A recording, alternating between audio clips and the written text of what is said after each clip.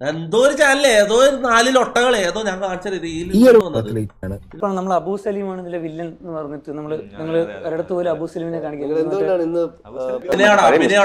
വെറുതെയാടാ അബൂ സലീമിനെ അറിയാത്തന്നല്ലേ ഇവർക്ക് അറിയാം. അബൂ സലീമിനെ വെറുതെ ഇവരെ വിചാരിച്ച് കോമഡി ആണെന്നാണ്. ഒന്ന് കാണിക്കോ ആസനം? അല്ല ഒരാസനം കാണിക്കോ?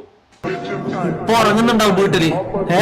പോയിട്ട് തോണ്ടി വിളിക്ക, എന്നിട്ട് ഉപ്പാനോട് ചോദിക്കേ, അപ്പൊ കുലുക്കി തരിക്കണ കേട്ടില്ല, ഉപ്പ് ഇങ്ങനെ കുലുക്കി തരിക്കേ. നമുക്ക് പ്രൊമോഷൻ നിങ്ങൾ എന്തുകൊണ്ട് അബൂ സലീമിനെ കൊണ്ടുവരാം? പേരെന്താടാ ഈ പരിപാടിന്റെ പേരെന്താന്ന് ഞാൻ മറന്നുപോയി. ആർക്കും അറിയാത്തൊരു പരിപാടി. ഇത് ഉണ്ടാക്കിയിട്ട് മാത്രം, ഇത് ചെയ്തോണ്ട് മാത്രം റീച്ച് കിട്ടിയ ഒരു തീട്ട പരിപാടി.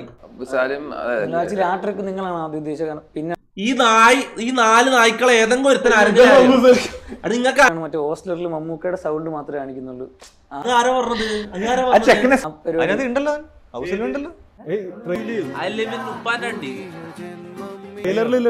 അത്രയും വലിയ മനുഷ്യനുണ്ടെങ്കിൽ നമ്മള് കാണാതെ. ഏതാ ഈ മുച്ചിരി പൊട്ടൻ? ആ ചെക്കനെ സ്കൂളിൽ നിന്ന് ടീച്ചറിന്റെ പെർമിഷൻ ഒക്കെ എടുത്തായിരുന്നു നിങ്ങള്? പിന്നെ നിന്റെ ഉപ്പാനെ കൊണ്ടാ പറ്റുവാ? നിങ്ങൾ ചെറുതാക്കണ്ട, പാൻ ഇന്ത്യൻ സ്റ്റാർ ആണ്. ഈ 4 നാറികളെ ഏതാ?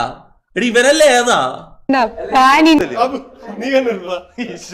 നമ്മള് സോങ്ങിന്റെ ഷൂട്ട് ചെയ്യുമ്പോ ജോധ്പൂർ പോയപ്പോ അവിടെ ഫാൻസ് അസോസിയേഷൻ ഉണ്ടാവും. അബൂ സാലിമിനെ നമ്മൾ കാണാൻ തുടങ്ങിയിട്ട് ഒരു 3-4 കൊല്ലായി. ഓക്കെ, അതെ, ബംഗ്ലാദേശിലൊക്കെ ഫാൻസുള്ള ഇവരൊന്നും ഒരു പട്ടിക്കോ അറിയോ ചെയ്യില്ല. അതാണ് ഈ നീല ജീൻസ് ഇട്ട വാട്. ഇത് ഏതാ നീലൊട്ട? ഇവരെ ജീവിതത്തിൽ ആദ്യമായിട്ട് കാണുന്നത്. ഇത് നമ്മള് പണി നിർത്തേണ്ടി വരും. അല്ല, 4 മില്യൺ ഉണ്ടാക്കണമെങ്കിൽ നീ ജീൻസ് ഇട്ട അറിയില്ലോടാ അറിയുന്നത്. നീയും നിന്റെ ഉപ്പയും നിന്റെ ഉപ്പാപ്പിയും ഒന്നിച്ചിരുന്ന് കുണ്ടി ഒലിക്കാതെ നിൽക്കുന്ന 4 മില്യൺ കിട്ടൂല. മനസ്സിലായോ? നമ്മൾ വിഷയത്തിൽ നിന്ന് തെന്നി മാറും. അല്ല, നമ്മുടെ മെയിൻ വിഷയം അതാണ്. എന്നാലും നമുക്ക് വിട്ടേക്കാം. അതായത് പടം ഈ റീച്ചിന് വേണ്ടി ഇത്ര ഇൻസൾട്ട് ചെയ്ത് ചെക്കന അബൂ സലീമിനെ ഇത്ര ഇൻസൾട്ട് ചെയ്ത് ഇത്ര റീച്ച് കയറ്റി ഇവര്. എന്നിട്ട് പോലും ഇവന്മാരെ പേരാർക്കും അറിയില്ല. അതാണ് ഓടി.